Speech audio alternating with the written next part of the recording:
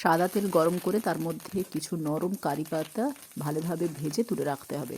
তারপর ওই তেলের মধ্যে আমরা কিছুটা কাঁচা বাদাম দিয়ে খুব ভালোভাবে নাড়াচাড়া করে হালকা আঁচে ভালোভাবে ভেজে তুলে রাখবো। এবার একটা শুকনো কড়াইয়ের মধ্যে কাঁচা চিড়ে পরিমাণ মতো নিয়ে সেটাকে নেড়ে চেড়ে হালকা আঁচে ভালোভাবে ভেজে তুলে রাখতে হবে। আবারও শুকনো কড়াইতে একটু জিরে আর মৌরি ভালোভাবে ভেজে নিয়ে তার মধ্যে আগের থেকে হালকা করে ভেজে রাখা চিড়েগুলো দিয়ে দিলাম। আবারও নাড়াচাড়া করে আগে থেকে যে কারি পাতা ভেজে রেখেছিলাম সেটা গুঁড়ো করে ওই চিড়ের ওপর ছড়িয়ে দেওয়া হলো।